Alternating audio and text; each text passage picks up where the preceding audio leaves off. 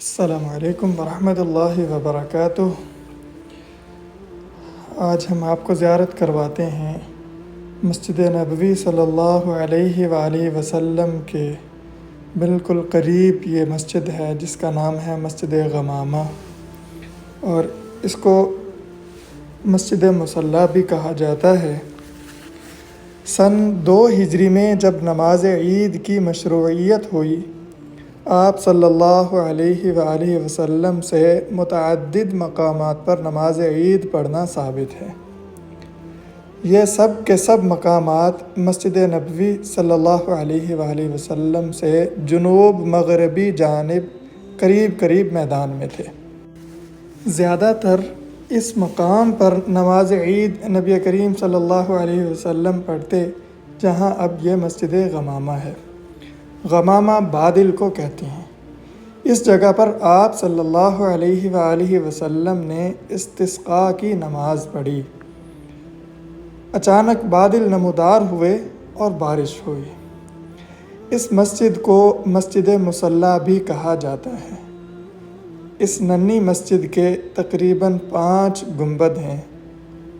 تقریباً 9ویں صدی ہجری تک عید کی نماز اسی جگہ پر پڑھی جاتی تھی، پھر غالباً مسجد نبوی صلی اللہ علیہ وآلہ وسلم کے کشادہ ہونے کی وجہ سے نماز عید کا اہتمام وہاں ہونے لگا۔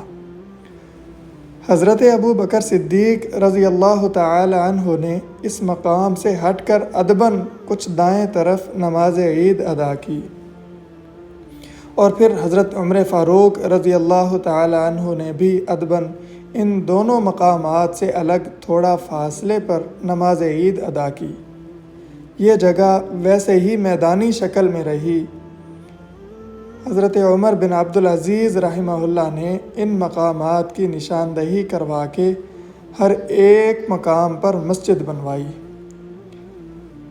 مسجد مصلی یعنی عیدگاہ، مسجد ابو بکر صدیق رضی اللہ تعالیٰ عنہ، مسجد عمر فاروق رضی اللہ تعالیٰ عنہ، اور مسجد علی المرتضیٰ رضی اللہ تعالیٰ عنہ، یعنی یہ تمام مسجدیں یہاں قریب موجود ہیں، جن کو عموماً مسجد ابو بکر صدیق، مسجد عمر، مسجد علی رضی اللہ عنہم کے نام سے پہچانا جاتا ہے۔ ان مساجد میں اب جماعت نہیں ہوتی کیونکہ مسجد نبوی جدید توسیع کے بعد ان کے قریب تک پہنچ گئی ہے۔ یادگار رسول صلی اللہ علیہ وآلہ وسلم کے طور پر یہ تمام مساجد موجود ہیں۔ اسی میدان میں آپ صلی اللہ علیہ وآلہ وسلم نے نجاشی شاہ حبشہ یعنی حبشہ کا جو بادشاہ تھا اس کی غائبانہ نماز جنازہ پڑھی۔ یہ رسول اللہ صلی اللہ علیہ وسلم کی طرف سے خصوصی اعزاز تھا، کیونکہ نجاشی بادشاہ نے مسلمان مہاجرین کو بہت زیادہ عزت و احترام دیا تھا۔ اسی میدان میں آپ صلی اللہ علیہ وآلہ وسلم نے نماز استسقاء ادا فرمائی۔ حضرت ابو ہریرہ رضی اللہ تعالی عنہ سے روایت ہے کہ آپ صلی اللہ علیہ وآلہ وسلم سفر سے واپسی پر اس میدان سے گزرتے تو قبلہ رو کھڑے ہو کر دعا فرماتے۔ سبحان اللہ۔ مدینہ منورہ میں یہود کا اپنا بازار تھا۔